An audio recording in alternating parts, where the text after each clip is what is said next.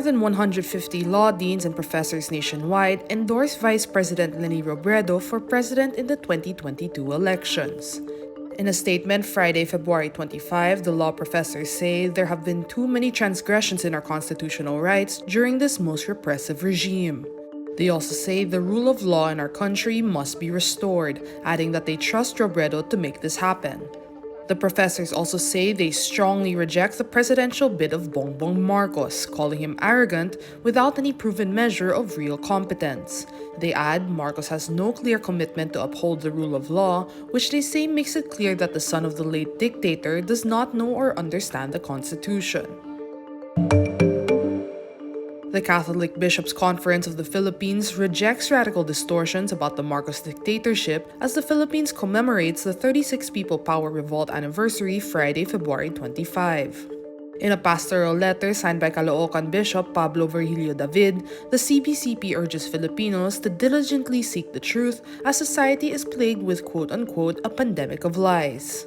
While it does not name any particular candidate, the CBCP warns against radical distortions in the history of martial law and the EDSA People Power Revolution. The EDSA uprising toppled the late dictator Ferdinand Marcos, whose son Bongbong Marcos is leading the 2022 presidential race. Ang pinatatamaan lang naman natin dito, ang tinutumbok talaga natin ay yung totoong nangyari. Huwag lang nating babaluktutin yung totoong nangyari. Panindigan naman natin ang totoo. Labanan naman natin yung nagsasabi ng hindi totoo. At kung malinaw sa inyo kung sino ang hindi nagsasabi ng totoo, di wag iboto yun. Ang iboto natin yung pumapanig talaga doon sa totoo. In related news, Presidential Bet and Vice President Leni Robredo says the EDSA People Power Revolt's true spirit lies not in the surnames of its cast of characters, but in the love and freedom that Filipinos fought 36 years ago. President Rodrigo Duterte, meantime, also asked Filipinos to honor and thank people who, quote-unquote, continue to keep alive the legacy of the EDSA revolution. Ironically, his daughter Sara Duterte is the running mate of Bongbong Marcos, whose father was ousted by the revolt.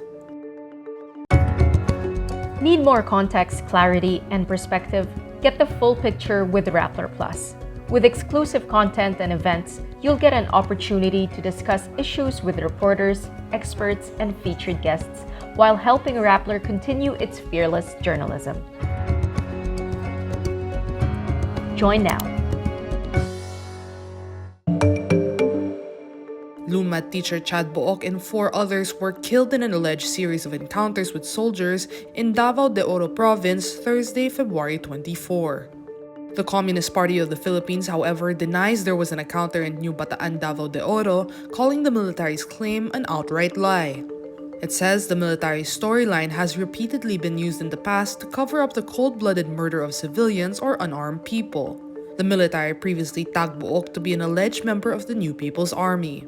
Booc, a volunteer community school teacher, was accused of training Lumad child warriors at the University of San Carlos Talamban campus in Cebu City in early 2021. The university denies the children received military training in its campus.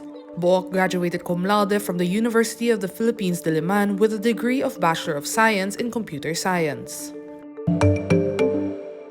International Criminal Court prosecutor Karim Khan expresses concern over the Russian invasion of Ukraine, saying his court may investigate possible war crimes in the country.